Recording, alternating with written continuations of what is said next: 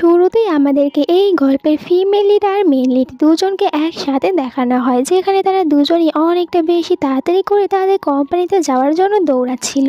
এরপরে দুজনেই তো এদের কোম্পানির গেটটিকে টাচ করে আর গেটটিকে খোলার চেষ্টা করছিল, কিন্তু তখনই এখানে হঠাৎ করে বিদ্যুৎ চমকে ওঠে আর আমরা দেখতে পাই যে তখন তো আমাদের গল্পের ফিমেল লিড সে তো মেন লিডের উপরেই পড়ে গিয়েছে। ফিমেল লিড যার নাম ছিল লিন তখন এখানে মেন লিডকে সরি বলে আর এরপর ওখান থেকে চলে যায়। এখন আমরা লিনের সম্পর্কে জানতে পারি লিন তার কোম্পানিতে সব ইভেন্ট অ্যারেঞ্জমেন্টের কাজ করে আর সে অনেক কষ্ট করার পর একটি ভালো ইভেন্টের জন্য সুযোগ পেয়েছিল, তাই সে তার কোম্পানিতে যাচ্ছিল। সে তার কোম্পানিতে আসার পর দেখতে পায় এখানে তো আজকে অনেক বড় একজন সিইও আসবে। অন্যদিকে মেন লিডকে দেখানো হয় তার নাম ইয়ানও তার কোম্পানিতে চলে আসে। ইয়ান অনেক সুন্দর করে রেডি হয়ে যায়, কারণ ওই বড় সিইও আর অন্য কেউ না, ইয়ান নিজেই ছিল। ইয়ান রেডি হয়ে যাওয়ার পর সে স্টেজের বাহিরে দাঁড়িয়েছিল, তখন এখানে লিন চলে আসে আর ইয়ানকে কোনো একটি ছেলের সম্পর্কে জিজ্ঞাসা করতে থাকে। ওই ছেলেটির নাম বলে জনি, কিন্তু এখানে ইয়ান তাকে সোজা মানা করে দেয়। সে জনি নামের কোনো ছেলেকে চেনে না, কিন্তু এরপরও লিন তাকে ছাড়ছিল না।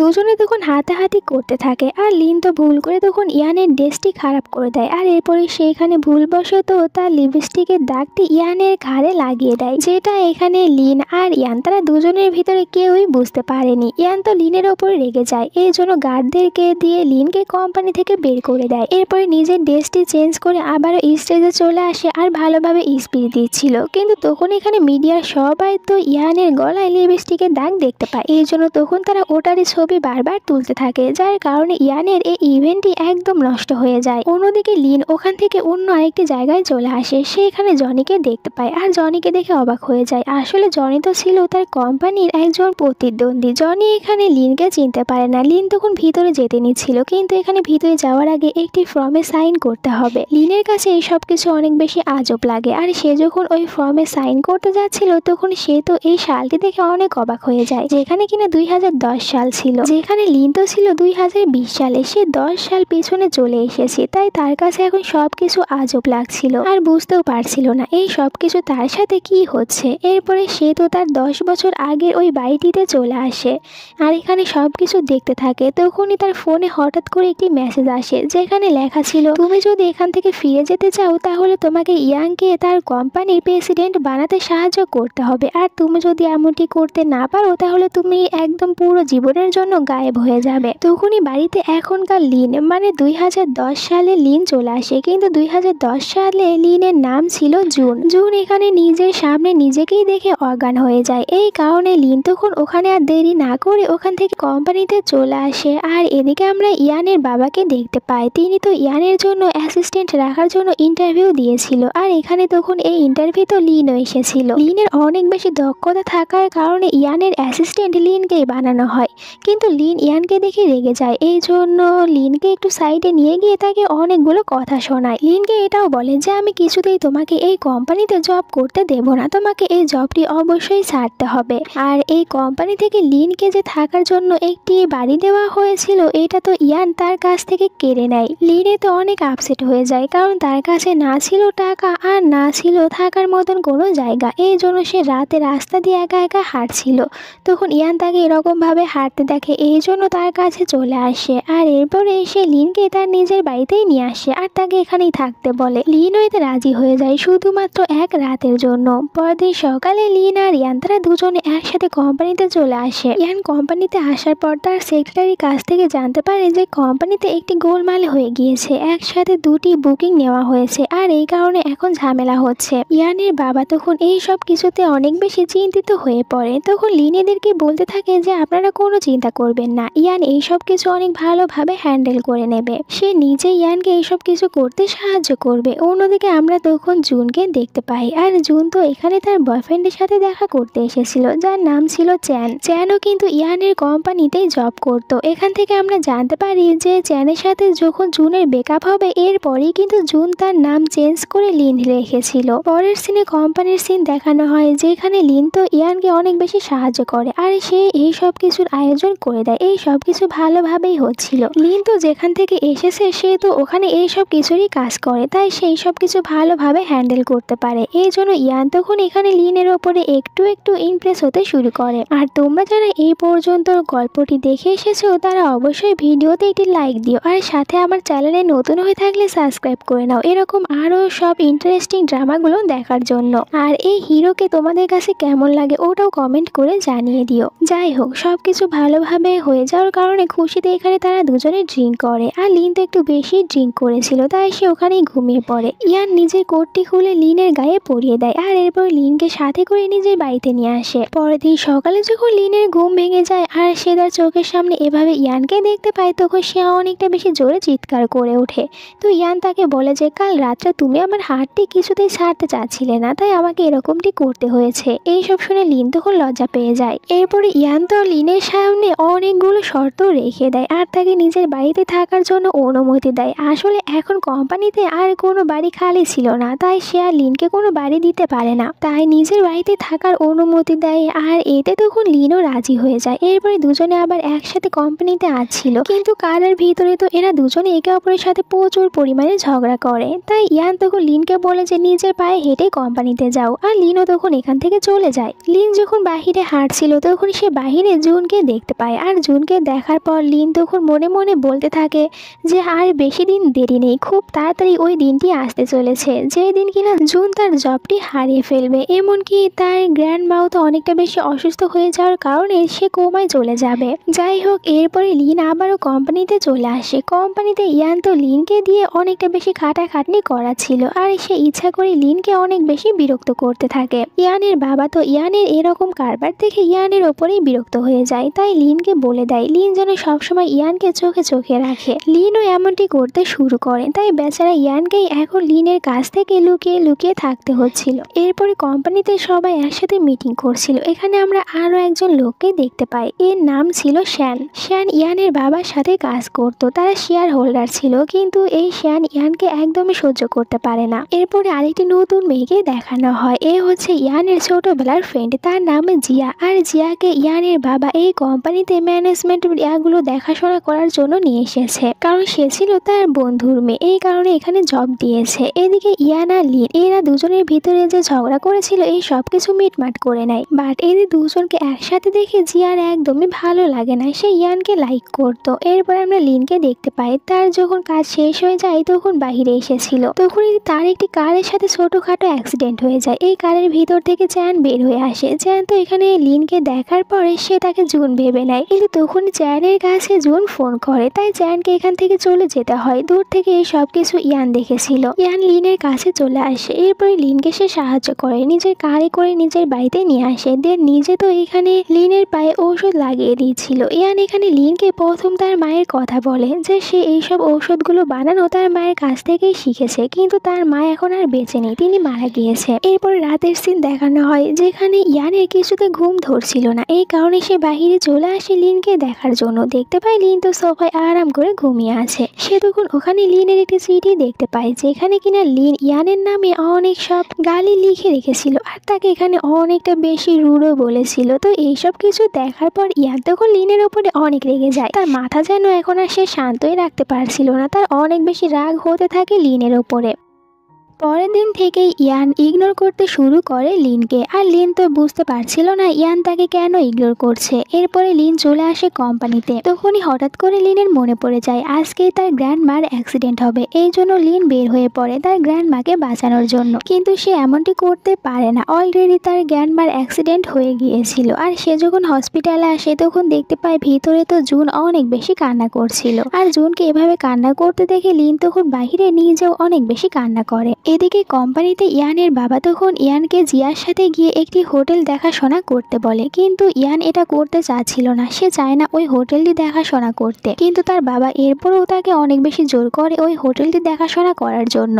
এখানে জিয়া ইয়ানের বাবাকে বলে আঙ্কেল আপনি কোনো চিন্তা করবেন না, আমি ওখানে ইয়ানকে সবকিছু ভালোভাবে বুঝিয়ে দেব। জিয়া ওই হোটেলে যখন যাবে তখন সে তো ওই হোটেলে লিনকেও নিয়ে যায়, কিন্তু সে লিনকে নিয়ে গিয়েছিল একজন মেড হিসেবে, আর এই কারণে লিন তখন ইয়ানের ইয়ানের ওপরে অনেক রাগ করে, কারণ ইয়ান তাকে একদমই মানা করেনি এমনটি করার কারণে। এরপরে সবাই ওই হোটেলে চলে আসে, আর এদের এই হোটেলে একজন ভিআইপি পার্সন আসবে, আর যার কিনা সবকিছুতেই অনেকটা বেশি অ্যালার্জি ছিল, একদম ফিটফাট পছন্দ করে। আর এই জন্য লিন তখন তার রুমটি ভালোভাবে পরিষ্কার করে রাখে। ইয়ান লিনকে সাহায্য করার জন্য লিনের কাছে তার অ্যাসিস্ট্যান্টকে পাঠিয়ে দেয়, কিন্তু এখানে তো লিন অ্যাসিস্ট্যান্টকে অনেক সব ভালো ভালো কথা শুনিয়ে এখান থেকে ভাগিয়ে দেয়। এরপরে ইয়ান যখন জিয়ার সাথে হোটেলটি ঘুরে দেখছিল, তখন সে দেখতে পায় লিন এখানে সুইমিং পুলের পানিটি ক্লিন করছিল। হঠাৎ করে তখন লিনের কাছে সেক্রেটারি চলে আসে, যাকে দেখে সে তো অনেক বেশি ভয় পেয়ে যায়, আর পানিতে পড়ে যেতে নিচ্ছিল। ইয়ান তাকে বাঁচাতে চায়, কিন্তু উল্টো সে নিজেই পানিতে পড়ে যায়।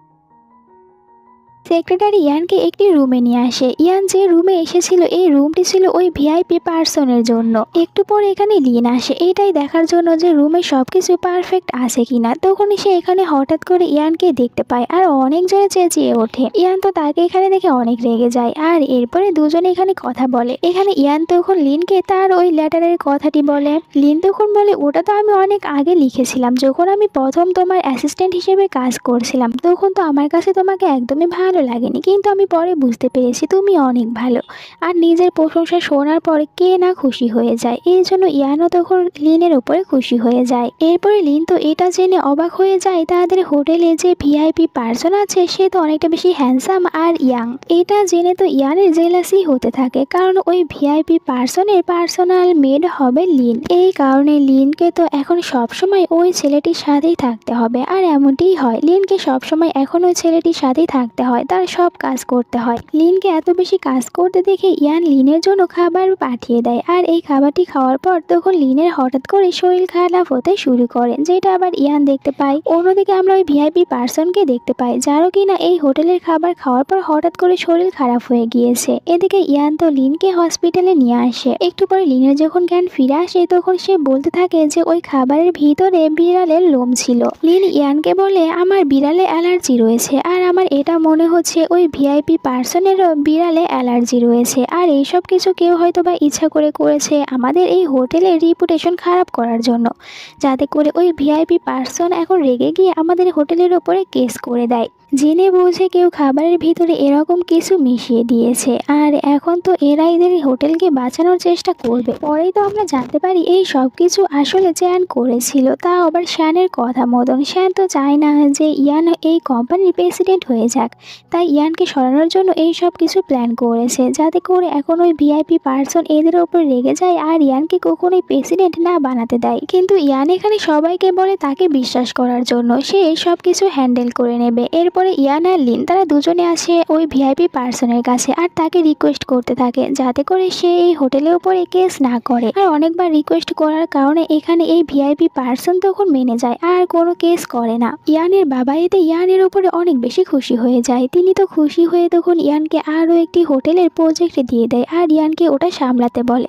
কিন্তু ইয়ান তার বাবাকে মানা করে দেয়, আর বলে যে আজ পর্যন্ত ওই হোটেলের প্রজেক্টটি কেউ ভালোভাবে সামলাতে পারেনি, তাহলে আমি ওটা কেন করব। ইয়ানের বাবা তখন লিনকে এই কথাটি বলে, আর লিনকে বলে সে যেন ইয়ানকে রাজি করিয়ে ফেলে। লিনও তখন ইয়ানকে রাজি করিয়ে ফেলে। এরপরে তো ইয়ান কোম্পানিতে এসে দেখতে পায় যে চ্যানকে এখানে সবাই অনেক বেশি বকা দিচ্ছিল। এখান থেকে আমরা এটাও জানতে পারি চ্যান হচ্ছে ইয়ানের সৎ ভাই, আর এভাবে চ্যানকে বকা দেওয়ার কারণে ইয়ানের খারাপ লাগে, তাই সেই চ্যানকে বলে তার সাথে ওই হোটেলের প্রজেক্টটিতে কাজ করার জন্য। এরপরে আমরা রাতে সবাইকে দেখতে পাই যারা কিনা ওই হোটেলে চলে এসেছিল, কিন্তু হঠাৎ করে এদের সামনে একটি মেয়ে ভূত সেজে আসে, যা দেখে সবাই অনেক ভয় পেয়ে যায়। এরপরে ইয়ান এদের দুজনকে একটি রুমের ভিতরে নিয়ে আসে। এখানে তো চ্যান ভুল করে ওখানে থাকা একটি প্রজেক্টটি ভেঙে ফেলে, যেটা দেখার পর ইয়ানের মনটা খারাপ হয়ে যায়। লিন ইয়ানকে মন খারাপ করার কারণটি জিজ্ঞাসা করে। ইয়ান তখন লিনকে বলে যে এই প্রজেক্টটি আসলে আমার মা তৈরি করেছিল। এর থেকে আমরা জানতে পারি যে এই হোটেলে যে কাজটি ছিল এটা আগে ইয়ানের মাও করতে এসেছিল। পরের দিন সকালে এরা হোটেলের একজন স্টাফের সাথে দেখা করে, কিন্তু এখানে এদের কথাবার্তাগুলো একদমই ভালো হয় না, অনেক বেশি কথা কাটাকাটি হয়। এরপরে এখানে আমরা জিয়াকেও দেখতে পাই, সে তো ইয়ানের সাথে দেখা করার জন্য এখানে চলে এসেছিল। এরপরে ইয়ান এদের সবাইকে বলতে থাকে যে এই হোটেলে কোনো ভূত নেই, হতে পারে এখানে কেউ রয়েছে যারা চায় না আমরা এই হোটেলের প্রজেক্টের ওপরে কাজ করি, এই জন্য ভূত দিয়ে আমাদেরকে ভয় দেখাচ্ছে, আমাদেরকে এখন তাকে খুঁজে বের করতে হবে। রাতে এরা প্ল্যান করে ওই ভূত মেয়েটিকে ধরে ফেলে, কিন্তু এই মেয়েটি এখানে এটা একদমই স্বীকার করতে চাচ্ছিল না সে এই হোটেলে শেফের মেয়ে। আর এই মেয়েটি এখানে ইয়ানের কারণে একটু ব্যথা পেয়েছিল, তাই এখন ইয়ানকে বলতে থাকে তোমার কারণে আমি যেহেতু ব্যথা পেয়েছি তাই তুমি এখন আমাকে বিয়ে করবে। মেয়েটি এটাও বলে আমি একদমই তোমাদেরকে ভূত সেজে ভয় দেখাচ্ছিলাম না, আমি তো ঘুমের ভিতরে হেঁটে বেড়াই, এটা আমার অভ্যাস। আর মেয়েটি অনেক জোর করতে থাকে ইয়ানকে বিয়ে করার জন্য। ইয়ানও এখানে বাঁচার জন্য সবার সামনে বলে দেয় তার ফিয়ন্সি রয়েছে, আর এসে সবার সামনে লিনকেই তার ফিয়ন্সি বলে। লিনও তখন ইয়ানকে বাঁচানোর জন্য অ্যাক্টিং করতে থাকে। ইয়ান তো এখানে সবাইকে এটা বিশ্বাস করানোর জন্য একদম সবার সামনে এখানে লিনকে জোর করে ধরে কিসও করে। যাই হোক, এরপরে এরা সবাই একসাথে এই হোটেলে যতগুলো ঝামেলা ছিল এই সবকিছু মিটমাট করছিল।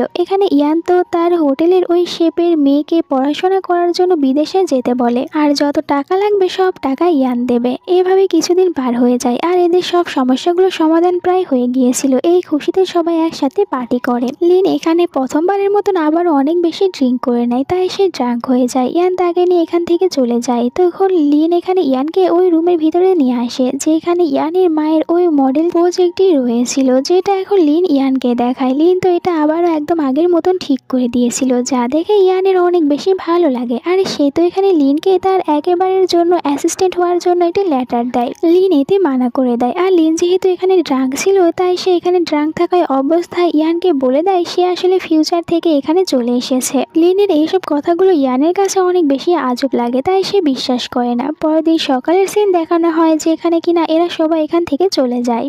কোম্পানিতে আসার পর ইয়ান তো আরও একটি প্রবলেমের ভিতরে পড়ে যায়। কোম্পানির বাইরে কিছু লোকজন এসেছিল, তারা এখানে সবাই বলছিল ইয়ান যেভাবে ওই হোটেলটি বানাতে চাচ্ছে তারা ইয়ানকে ওইভাবে বানাতে দেবে না। আসলে এইসব লোকদের মাথার ভিতরে কেউ একজন ঢুকিয়ে দিয়েছিল যে ইয়ান যেভাবে হোটেলটি বানাচ্ছে এতে করে তাদের সবার ক্ষতি হবে। বাট ইয়ানের পাশে তো লিন আর তার পুরো স্টাফ ছিল, এরা সবাই তখন এর একটি সলিউশন বের করে আর সবকিছু ভালোভাবে আবারও মিটমাট করতে পারে। ইয়ানকে এইসব কিছুতে লিন অনেক বেশি সাহায্য করে। জিয়ার চ্যানের উপরে সন্দেহ হয়, এই জন্য কোম্পানি সবার সামনে সে তখন চ্যানকে অনেকগুলো কথা শোনায়। রাতে ইয়ান বাড়িতে আসার পর সে লিনের বলা কথাগুলো বারবার ভাবতে থাকে যে লিন কেন সেই দিন ড্রাঙ্ক থাকা অবস্থায় বলেছিল সে ফিউচার থেকে এসেছে। আর লিনের এরকম বিজনেসের প্রতি এতটা বেশি নলেজ